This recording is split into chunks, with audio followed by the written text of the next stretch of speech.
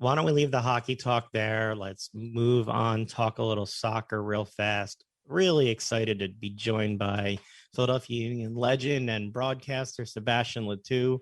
Sebastian, thanks for the time. How are you today? I'm doing good. How you doing?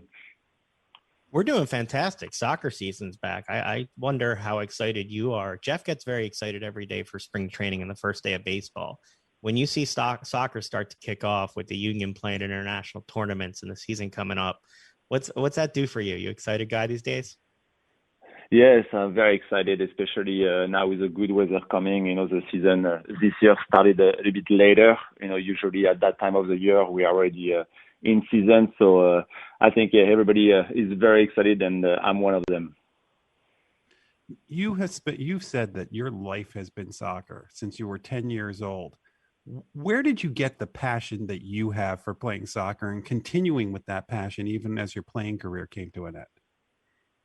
I mean, originally, I am from France, so soccer is kind of number one. You play soccer every day at school.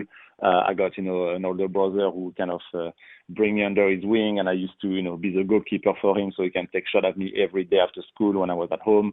So it's pretty much like the only sport we play, in Europe. So it's something that I kind of got good at it, and I just pursue my dream to become a professional soccer player. And luckily, for me, it happened. And after I just kind of like get a great career in the US, and I fell in love with the country, and I just decided to stay here. Your career with the Union, you got to make two stops here. Your first inductee into the Union Ring of Honor, first All-Star representative. What was it like for you to get to play in this city for these fans, and then obviously get to stay around for your after soccer career? It's huge. I never planned on that. It just when I was playing for Philadelphia, it was of the team in 2010, and I had no idea what Philadelphia was about, and kind of like the passion of the fan here. It's something else, and I'm kind of a player who always will try to work hard, and I'm always honest, and I never like to don't leave anything on the field. So it's what I used to do, and I guess every fan here was always very honest with me about how they feel about my performances. And luckily for me, I got pretty good games here, and kind of like we fall in love with each other, and it was just a great fit for me. And since then, Philadelphia is kind of my second home now. As somebody that's come from Europe and knows soccer in Europe, what was it like for you to play for the first time with the Sons of Ben? It's something like no other, because I think in any sport you have, especially in America with all the sports you have with football, baseball, hockey. I would say soccer, it's in all over in the world, but in America too now, we have group of fans and group of supporters, and Son of Ben was the big one in Philadelphia, and to play in front of them and just see the passion and how like crazy they are, every time I was lucky to score goals, and even if sometimes crazy against the referee when he was not taking call for us, it's just an awesome support, when you're on the field, and you hear them chant, it just gives you the extra boost, the extra energy to want to run faster and quicker to score goals. So I was very lucky to be able to play in front of them. I believe your first game in Philadelphia, you had a hat trick in a 3-2 win. Could you have scripted a better beginning to your career here? No, it's something like I always think about, and it's definitely my best memory as a soccer player, to just play at the Lincoln Financial, who was the home of the Eagles. We kind of play our first game here in front of 40,000 people, and we won the game 3-2, and I scored those three goals. It was just something unbelievable that every time, let's say, I have a day when I'm not as happy, I just think about that, and it just puts a smile back on my face. Your passion for soccer obviously hasn't waned in retirement, and between your post-playing career in the broadcast booth and your involvement in player development, you're keeping busy. What are your thoughts on the player development success of the Union, which it looks like we're going to see a lot more this year with young guys on the field? Yes, they are doing a great job, especially now since the team is in the league 10 years. It's not a lot of time, 11 years, to kind of get an Intel Academy and make players progressing and growing with the game and with the city, and be able to keep them playing for their team, because you can see a lot of American players, try to go to Europe very early because the soccer over there's more money and it's more attractive to them. But I think with now the experience we have from last year with Brendan Aronson and Mackenzie, who signed a good contract from the Union to Europe, I think it's a great opportunity for all the young people to play here first, kind of get a little of experience and keep progressing at a professional level before, of course, if they decide to keep progressing and they are very good here, to play for a very good team in Europe. But it's definitely a tremendous work everybody is doing with the Union, but all over America in every team in MLS to create all those new young American players to be a very good soccer player in the future. You talked about the two guys that were the stars last year that left it to play for Europe. Who do you see as the next generation? Who are you excited to see come up from the Union's program and excel this season? It's hard to say because like from last year they signed I think 6 or 7. I don't even have the round number for you, but it's of course everybody talk about Aronson's brother Paxton Aronson, who is just 17. He's still very young, but because of his older brother, everybody is expecting him to be the next star. So I would say we can look for him. But there's Maglin, who is another player as a number 10. You always make good number 10 like Aronson, who can be maybe the next player as well. And after you have maybe the generation who was a bit older than them, who signed before, like Matt Real and Anthony Fontana, who already got some game with the team last year. But I feel like maybe this year there might be more playing times. And, if they take their opportunity, they can maybe become the next young players that the formation of the academy, did and, go to play in Europe. I enjoy getting to see you on the pre and half and post show. What's it been like for you with your post career as a broadcaster? What's that experience been? It is very different. I really enjoy it because, my heart is in Philadelphia, so I always love to talk about the game and talk about the Philadelphia Union because I want them to do well. So I'm a kind of a fan as well too of the team. So it's very easy. It's just to adapt from playing to and answering interview to just talking on TV, and sometimes have the producer in your ear telling you you have not a lot of time to talk about something. For me, speaking English as my second language, it's a little bit hard because at the beginning, I try to always speak very fast. So it was just an adjustment for me to always try to calm down and speak slowly so everybody can understand me. Especially, I know I still have an accent. I'm working on it, but I feel like it's going to be here forever. Well, sounds like you're doing great with that. I did have a question. You're doing better than Jason. Yeah, you're doing better than me, and it's my first language, so don't worry about it. Jeff can't understand me on a regular day. It was great to see the Union get a CONCACAF win the other night. They played against Saprissa. Jim Curtin earned his 100th major league career win in soccer as they go 1-0 in the round of 16.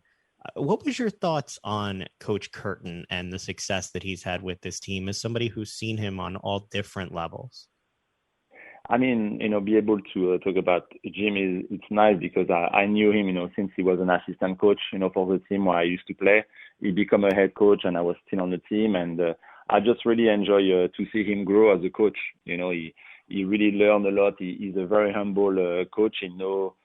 That maybe he doesn't know everything right now, but he always loves to learn and kind of keep his game, at a high level. And every time, he has the most money and, as a team to get the player or the star players than some team has, but he can always, put a group together. So he's very good at that. And I think all the guys who play for him like to play for him, and they know that he has their back, and it's very important, when you play. So to see, how he grew and where he brings this team right now with, like you said, the first win in the Champions League this week, and they have the second leg next week. It's great to see, and having 100 wins with one team, it's a great achievement. So hopefully he can keep going and go to 150 or 200 very soon.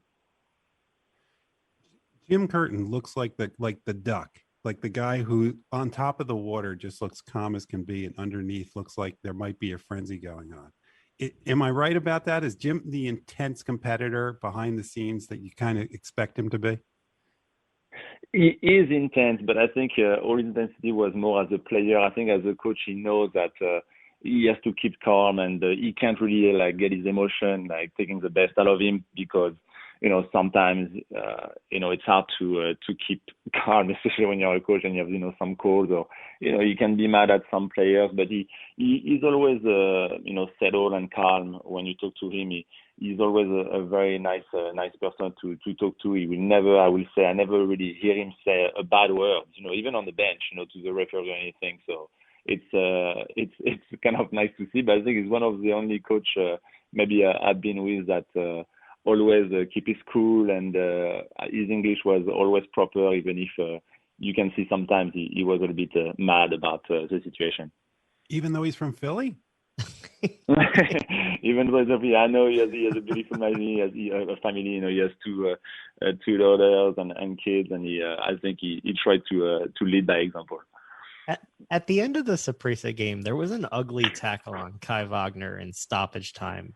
One, I was surprised it only got a yellow. Two, I wonder how much does that carry over to the game that will be played at home on Wednesday night? Were you surprised by the call? What'd you think of the tackle? And in games like this, does that carry over? Yes, the tackle was really, really bad. He could have a red card for sure, but on those games, I know there is no, the VAR, which doesn't exist for those Champions League games, which could have been a huge help for the Union, because it was definitely a red card. But you can see on the replay, the referee never really see, and he just gives a yellow card so quickly to the players that he cannot really come back to his decision. And after that, the reaction of Glesnes, who tried to, kind of stand up for his body, Wagner, who really jumped high after this tackle. It could have been a, big injury for Wagner. So I think the referee got it wrong, and it was hard for him to come back. And after, with all the brawl and the fight with all the players, it was hard to kind of get, the end of it. And it was just at the end of the game. So I feel like it was kind of good to not have maybe as many fans in a stadium of Saprissa, because it's usually a big environment to play there. So it was in the advantage of the Union. But for the second leg, I don't think it matters. I think there is this in the corner of the head, and the referee is going to be in charge of this game on Wednesday. Is going to know what happened in the first leg and keep an eye on the player who were involved in this incident. Do they do that? Do they give you a warning before the game if they're on the lookout and say, we know what happened in the last game, we're going to call this tighter? How do refs generally handle that with players when they know there's been an incident before? I feel like it depends about the referee, and about how the game goes, especially, after maybe 15, 20 minutes in a second game. I feel like if, there's a lot of tension and lots of bad foul, usually the referee, calls the two captains and say, hey, listen, let's, keep it clean. And if, there's another bad foul like that, he's not going to hesitate to give a red card to, both teams. So he try always to bring first, I think, the captain together, if he can see that there is bad fouls. But usually I feel people forgot and, just try to focus on the game and try to win to qualify. Before we let you go, we'd be remiss if we didn't ask the question. What was it like for you to be the first person inducted into the Ring of Honor for the Union? It's a question it's a lot of questions people ask me, and my answer is still the same, especially today. I just retired since a little bit more than 3 years ago, and I feel like for me it's such a huge honor. I'm so humble for it, and I really cherish this moment, because it's so nice to be able to just see my name in the stadium. Every time I do the broadcast, it's very humble, and I'm so happy and glad for all the moment I share with the fans here and the city. But I think I will definitely have a better perspective of it and take a step back, maybe 10 or 20 years when I'm much older, and see that I was the first one to be inducted. I'm sure there will be much more players to come, but always to be the first, it's something different, and I'm definitely going to cherish that for the rest of my life. Well, Sebastien, we can't thank you enough for the time. We look forward to seeing you on the broadcast, and I look forward to talking to you more about soccer as everything goes forward. Thanks so much for a little bit of time today. Definitely. I appreciate having me too, and definitely, hopefully, I see you soon, guys, or we talk more, and hopefully, stay safe, and we can have, more people in the stadium very soon.